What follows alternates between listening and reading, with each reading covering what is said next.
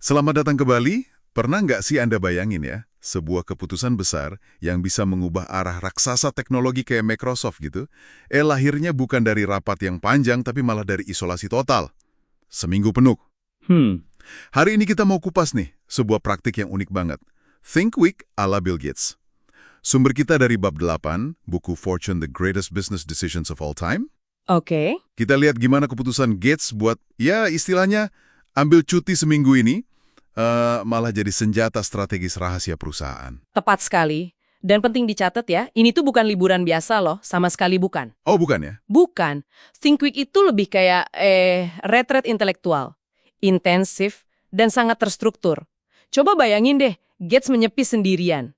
Sendirinya? Iya, biasanya di kabin terpencil gitu, di Hood Canal, 2 kali setahun. Nggak ada gangguan sama sekali, kecuali ya staf yang antar makanan gitu aja. Wah, terus ngapain dia di sana? Fokus utamanya apa? Fokus utamanya, membaca. Membaca. Serius. Serius, dan bukan baca santai ya.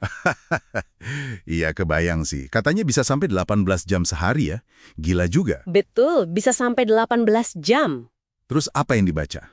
Kayaknya bukan novel atau komik kan? Jelas bukan. Bahan bacaannya itu sangat strategis. Awalnya sih banyak makalah akademis ya tentang tren teknologi masa depan gitu. Oke. Tapi lama-lama fokusnya geser. Lebih ke proposal internal Microsoft. Proposal internal. Iya, dan yang menarik nih, ini termasuk ide-ide dari karyawan level bawah juga. Yang mungkin kalau lewat jalur biasa, idenya susah tembus ke atas kan? Wah, menarik itu. Jadi nggak cuma dari level manajer atau direktur ya? Nah, semua materi ini bisa ratusan loh setiap sesi, itu disaring dulu sama asisten teknisnya. Baru deh materi yang terpilih itu dibaca mendalam sama Gates, dikasih catatan, komentar di tiap halaman. Ratusan ya, itu banyak banget. Berarti Think Week ini kayak semacam jalan tol gitu ya, buat ide-ide internal biar bisa langsung sampai ke CEO. Bisa dibilang gitu, semacam kotak saran paling keren sedunia mungkin. Iya juga ya. Tapi gimana dia mastiin ide dari, katakanlah, peneliti junior gitu, emang berkualitas? Kan ada ratusan makalah tadi. Nah, disitulah peran asisten teknisnya penting. Jadi filter awal. Tapi yang lebih krusial itu kemauan Gates sendiri buat benar-benar menyelami ide dari berbagai level. Maksudnya? Iya, dia paham gitu. Inovasi itu bisa datang dari mana aja. Nggak harus dari atas. Dan proses ini sendiri, yang memberi perhatian ke ide dari level bawah, itu pasti dampaknya ke moral karyawan bagus banget kan? Iya ya, kebayang sih, merasa didengar gitu ya. Betul. Dan yang lebih penting, Think Week itu ngasih dia ruang.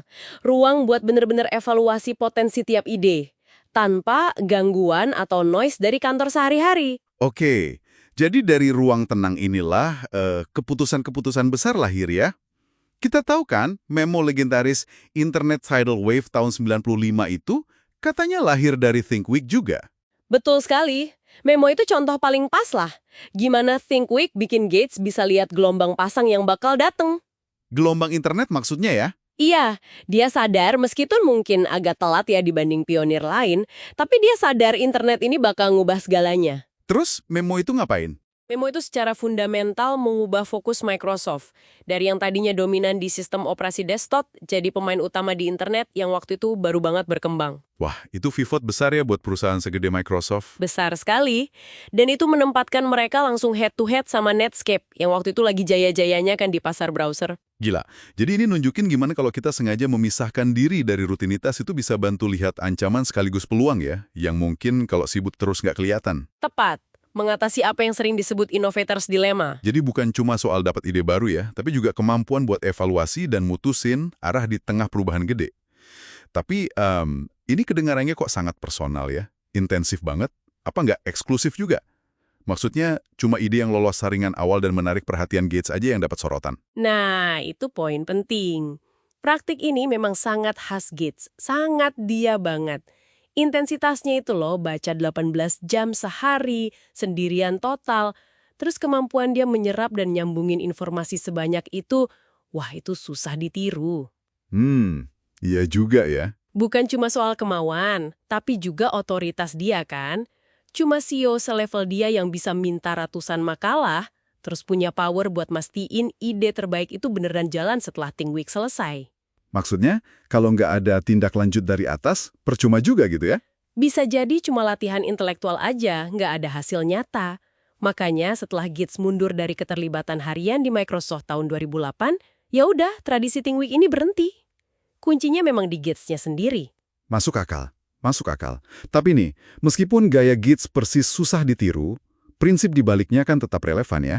Soal pentingnya punya waktu khusus buat mikir, terpisah dari rutinitas. Oh, sangat relevan. Apalagi sekarang ya informasi banjir terus, kerjaan kayak nggak ada habisnya. Tantangan kita semua yaitu gimana caranya nyiptain ruang itu. Ruang buat mikir strategis ya. Iya, mungkin nggak perlu seminggu penuh isolasi kayak Gates ya, tapi jeda yang disengaja.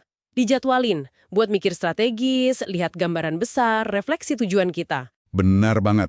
Nah, ini jadi pertanyaan buat Anda yang dengerin nih. Di tengah kesibukan Anda, peran Anda sekarang, ada nggak sih cara buat ngerancang semacam Think Minute atau Think Hour gitu? Versi mini dari Think Week lah. Mungkin matiin notifikasi 30 menit tiap hari buat refleksi aja. Atau dedikasiin 1 pagi tiap bulan buat mikir jangka panjang. Gimana menurut Anda? Itu pertanyaan bagus buat direnungkan sih. Menciptakan ruang itu sekecil apapun ya, bisa jadi langkah awal buat dapat kejernihan. Kejernihan strategis di tengah kompleksitas zaman sekarang. Jadi, apa satu langkah kecil aja yang bisa Anda lakuin minggu ini buat mulai nyiptain ruang berpikir itu? Sesuatu yang bisa bantu Anda lihat lebih jauh dari sekedar tugas-tugas mendesak di depan mata. Oke, sekian dulu pembahasan mendalam kita kali ini. Semoga ada inspirasi yang bisa diambil ya. Sampai jumpa, Ade.